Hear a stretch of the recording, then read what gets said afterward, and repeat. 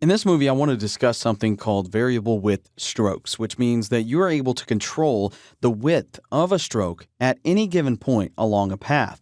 And this is something that we didn't have a long time ago when Illustrator first started, and it's one of these newer features that many people don't know about, but is so very powerful. So let me show you exactly how this works. So I'm going to zoom in here on this little cartoon that we've got drawn here. And what I want to do is start making some changes to this so that we can make it look a little bit more realistic, like it was actually drawn with a pen.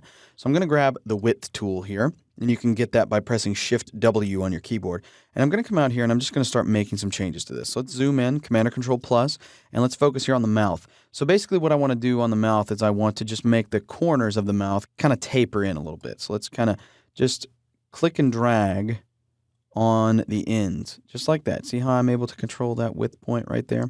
And then over here, let's do the same thing. Click and drag, make that a little smaller.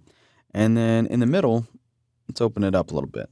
Something kind of like that. So there we go. We've got kind of a tapered look to the mouth. And we zoom out, that looks a little bit better. And now I'm going to just grab the direct selection tool. And when I get to the edge of this guy, actually the direct selection tool is probably a bad choice for that. Let's grab the pen tool instead. Let's grab the pen tool, hold down the Option or Alt key, and let's just kind of drag that down a little bit. Give him a little bit of a smile. There we go. He's a happier guy now. So now let's go ahead and grab the top part of the eye here. Let's do the same thing. Let's go up, zoom in on that. And what I want to do is just kind of squeeze in the outside and open up the middle just a little bit. There we go. Let's do the same thing over here. So we'll create a width point here in the middle, making it a little bigger. Squeeze the width points on the outside, making those a little tapered, just like that. Zoom out just a tad. And let's work here over here on the ear.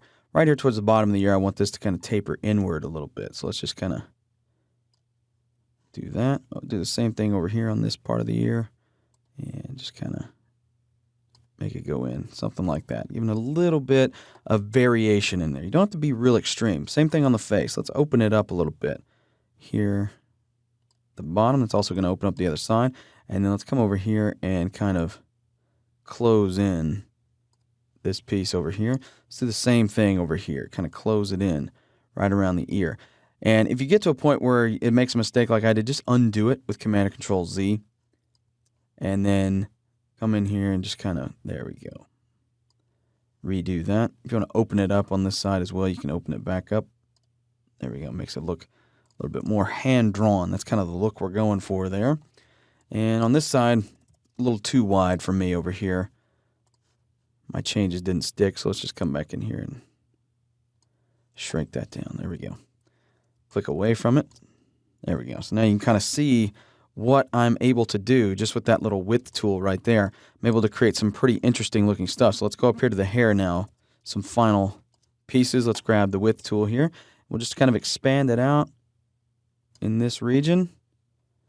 And expand it out here a little bit too. And then we can make sure that it, really squeezes tight right around the ear, right in there. There we go. And just kind of squeeze these in a little bit, maybe a little bit of a flare right there. And one interesting thing also is while you're messing with this, you can throw in modifier keys. So if you hold down the Option or Alt key, you can only increase one side. So you can kind of increase the stroke on one side versus the other kind of thing. So there we go. That looks a little better. And now let's just kind of zoom back out. The only part I'd really change here would be the goatee. So I would probably go in here and really squeeze these in quite a bit. Don't really need thick strokes around all that. Maybe expand it out a little bit down here at the bottom. Have that kind of taper off towards the sides. Something like that. There we go.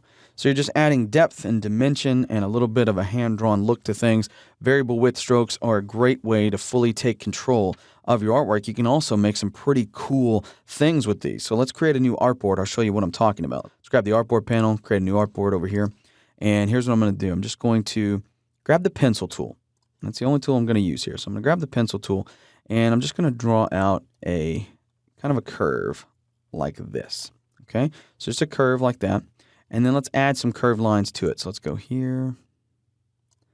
And if you get too close to it, it's going to actually attempt to redraw that. So let's ignore that. Let's go here. There we go. If you need to, hold down the Command key or the Control key and click away from the artwork. That way you can draw these little things. Basically what you want to draw here, you want to draw almost like the outline of a tree. Is what you're looking to draw. So just kind of draw a little tree-like setup here. Okay? That should be good enough for now. Now I can make this look like a full-blown tree with the width tool. So let's take this, grab the width tool here. We will go down to the bottom first. And at the bottom, I'm really going to expand this thing out, making it, really big. There's that right there. Kind of taper off there. This one, I want to go right up next to this, and I want to really expand this out. Maybe it gets a little bit of an indentation somewhere in here. Ties it off. Expand that out just a little bit there. Expand this. Crimp it here. Expand this one out. Again, crimp it towards the end there. Just kind of taper that off. And you can see I'm almost making like this really kind of creepy looking tree. And then I could start throwing, some leaves and things like that on there. But I did that all with just the width tool. And then you take this, target the stroke, and make that brown. And you kind of get the idea of this little creepy tree that we're trying to build here. But that's all done with just the width tool. You don't have to be a master of the pen tool to draw anything like this. You don't have to know how to use brushes or brush strokes or anything else. All you have to know is what you want it to look like and then make it so just by creating with this tool. You can also go into width points along the way and double click them and do changes. So like here, I could double click this width point. It's going to open this up and I can make changes. So I can go in here and I can increase the size, decrease the size, make it exactly like I want, and then go ahead and hit OK.